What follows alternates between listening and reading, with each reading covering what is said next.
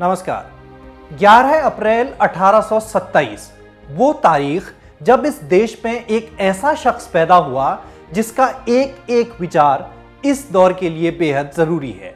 नाम ज्योतिबा फुले। वो शख्स जिसने अपनी पत्नी के साथ मिलकर तालीम और समानता के अधिकार के लिए एक महान जंग लड़ी। महिलाओं और दलितों की अपमान भरी जिंदगी में बदलाव लाने के लिए वो हमेशा लड़ते रहे। ज्योतिराव फुले और उनकी पत्नी सावित्रीबाई ने 1 जनवरी 1848 को पुणे के बुधवारपेट के भिड़ेवाड़ा में लड़कियों के पहले स्कूल की शुरुआत की।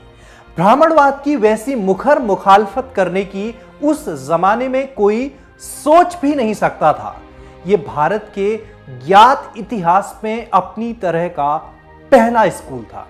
उस स्कूल में पढ़ाने के लिए कोई शिक्षक न मिलने पर ज्योतिबा फुले की पत्नी सावित्रीबाई आगे आईं। अपने इन क्रांतिकारी कामों की वजह से फुले को कई तरह की परेशानियां हुई। फुले की हत्या करने की भी कोशिश की गई।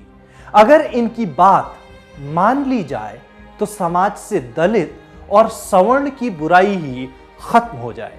आप पूछेंगे हम इतनी बड़ी बड़ी बातें कैसे कह रहे हैं?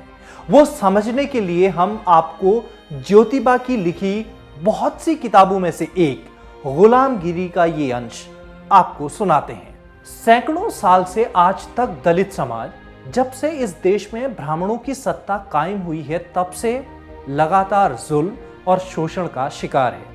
ये लोग हर तरह की यातनाओं और कठिनाइयों में अपने दिन गुजार रहे हैं।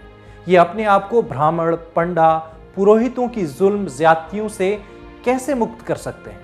यही आज हमारे लिए सबसे महत्वपूर्ण सवाल है। यही इस ग्रंथ का उद्देश्य है।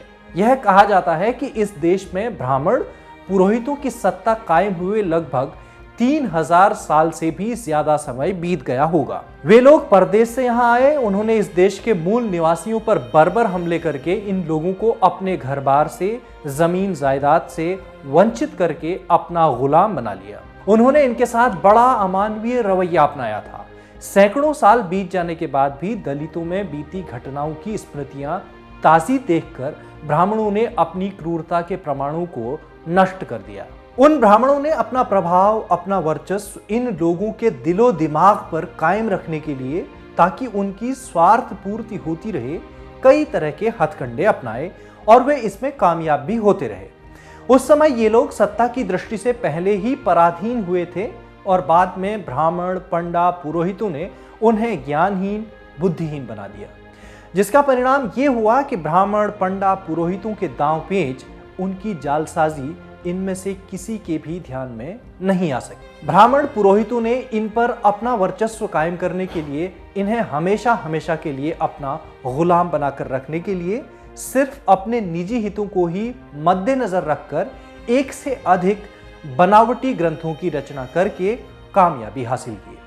उन नकली ग्रंथों में उन्होंने ये दिखाने की पूरी कोशिश की कि उन्हें जो विशेष अधिकार प्राप्त हैं वो सब ईश्वर द्वारा दिए गए हैं।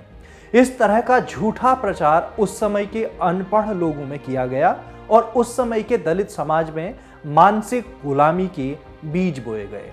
उन ग्रंथों में यह भी लिखा गया कि शूद्रों को ब्रह्म द्वारा पैदा करने का उद्देश्य ब्राह्मण पुरोहितों की सेवा करना भर था।